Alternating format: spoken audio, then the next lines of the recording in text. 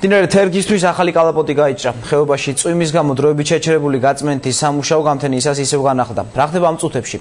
თარიელის ხეობიდან ანუგა ქაჯაია ჩაგორთვება პირდაპირ ეთერში. თორნიკე, ჩვენ ახლა დარიალის ხეობაში ვიმყოფებით. შემთხვევის ადგილიდან რამდენიმე მეტრში. თქვენ ახლა კაცში ხედავთ, რომ გაწმენდითი სამუშაოები უკვე განახლდა. ამ დროისთვის სტიქიის ეპიცენტრში 10 ერთეული ტექნიკა არის მობილიზებული. დამატებით კი 15 ერთეულ ტექნიკას ელოდებიან დღის განმავლობაში. სამდღიანი სამუშაოების შემდეგ მოხერხდა, რომ მდინარე თერგისათვის ნაწილობრივ კალაპოტი შეეცვალოთ, რამაც დააჩქარა დაზიანებული მილსადენის შეკეთების პროცესები. მე შეგახსენებთ, ამ მილსადენით სომხეთ საქართველოს გავლით მიეწოდება გაზი. დარიალის ხეობაში ცოტა ხნის წინ რეგიონული განვითარებისა და ინფრასტრუქტურის მინისტრი იმყოფებოდა, რომელმაც თავად დაათვალიერა გაწმენდითი სამუშაოები.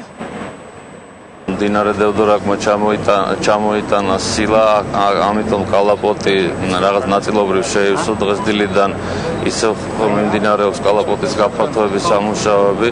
რაც თავარი არის აქედან მისასვლელი გზა, ანუ ყაზბეგის მხრიდან გაიჭრა, რომელიც საშუალებას გვაძლევს და უკვე შეგიძლიათ ნახოთ, რომ დაზიანებული გასადენის მილის აღდგენითი სამუშაოები უკვე დაიწყო და ალბათ უკვე თვითონ ენერგეტიკის სამინისტრო გააკეთებს კომენტარს რა მდგომარეობაა დაზიანებულ გასადენთან მიმართებაში. დილის 7 საათზე ადგა სამუშაოები, გამონახეთ დაახლოებით 15 ერთეული ტექნიკა მუშაობს ამ ეტაპზე, 10 ერთეული არის მობილიზებული.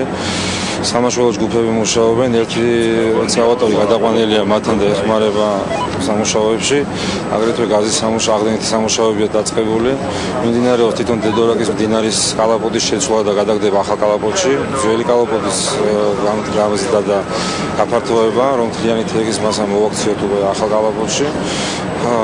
აგრეთვე ინტენსიურად დამატებითი ტექნიკას გადავიყვანთ იქიდან მხარეს და დავიწყოთ უკვე საძიებო სამუშაოებს უფრო მაღალ დონეში. ოფიციალური ინფორმაციით ამ დრომდე დაკარგულად ითვლება 7 პიროვნება. შინაგან საქმეთა სამინისტრომ დაკარგულების იდენტიფიცირება უკვე მოახერხა.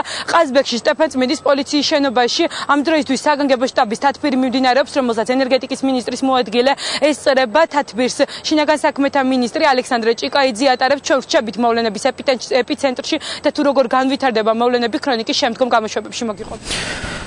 მადლობა ნანუკა, პირდაპირ ეთერში დარიალის ხეობიდან ნანუკა ქაჯაია საუბრობდა.